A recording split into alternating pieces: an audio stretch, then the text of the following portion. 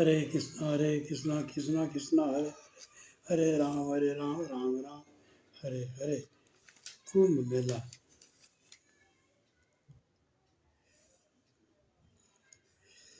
कुंभ मेला विशेष। जब कुंभ मेला भारतवर्ष में 4 स्थानों पर कुंभ मेला लगता है: हरिद्वार, प्रयागराज, उज्जैन और नासिक।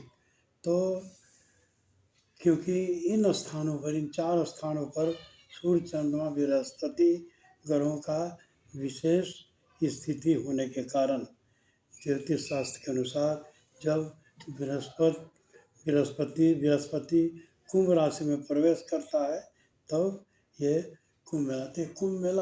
कुंभ मेला महाकुंभ मेला इसलिए कहा जाता है कि इसमें इस तरह ग्रहों का तो संयोग ही है।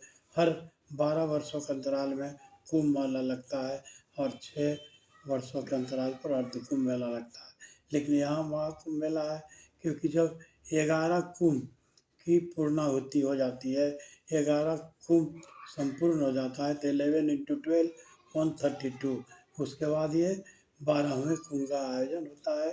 तो 12 × 12 मतलब 144 वर्षों के बाद ये है। तो सूर्य, चंद्रमा, बृहस्पति ग्रहों का एक दुर्लभ संयोग बना रहता है जिसके इसके पवित्रता का द्योतक है। और क्या होता है, शुभ चंद्रमा और बृहस्पति एक विशेष स्थान पर होते हैं, शुभ स्थान पर रहते हैं और यह संयोग 144 साल के बाद आता है, इसीलिए इसे महाकुंभ कहा जाता है।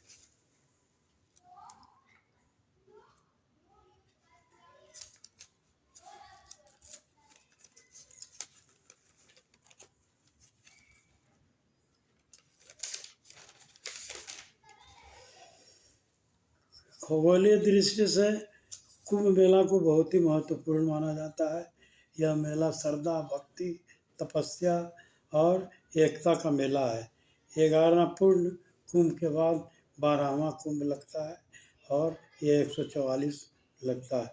तो इसमें कुंभ मेला में सर्वाधिक लोगों का जमघट होता है। सिर्फ भारत से ही नहीं, विदेशों से भी प्रमुख अतिथि बहुत लोग आते हैं और जिनमें श्रद्धा और भक्ति रहती है।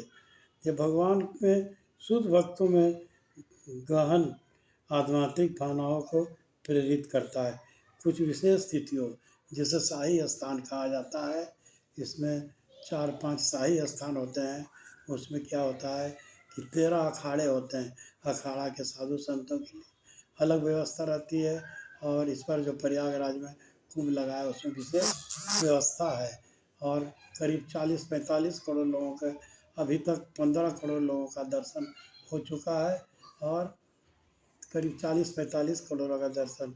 और इतनी सुनियोजित व्यवस्था है कि जो लोग वहाँ से दर्शन करके आ रहे हैं, वहाँ त्रिवेणी संगम में स्नान करके आ रहे हैं, वो बोल रहे हैं कि अद्भुत नज़ारा है, वहाँ का अद्भुत व्यवस्था है, कहीं किसी तरह की दिक्कत नहीं है।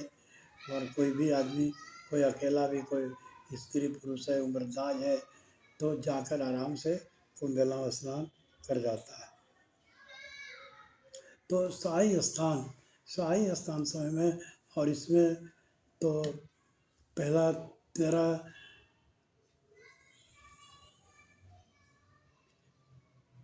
13 जनवरी को हुआ, उसके बाद 14 जनवरी मकर संक्रांति के दिन हुआ और उसके बाद अभी 29 जनवरी को मौनी अमावस्या है, इस दिन और अधिक शुभ माना जाता है। इसके बाद 3 फरवरी को बसंत पंचमी में और अंतिम 26 फरवरी को शिवरात्रि के दिन है। तो इस तरह के 5 तरह के शाही स्थान है। तो शाही स्थान के समय में जात पात, धर्म आदि का ऊंच नीच तथा विभिन्न मतों और संप्रदायों के सभी गंगा जल में ही स्नान करके डुबकी लगाकर और सारे पाप जो होते हैं वो गंगा जल में ही घुल जाते हैं, बह जाते हैं। और प्रत्येक व्यक्ति अपने शरीर में आत्मा को स्वच्छ करना चाहता है।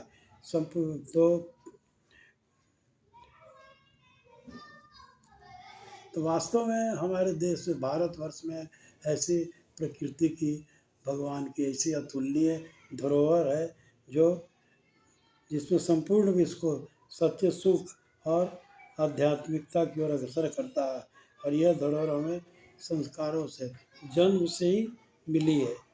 कुंभ मेले के दौरान लोग गंगा जी में डुबकी लगाकर पुण्य करो संपर्क करते हैं।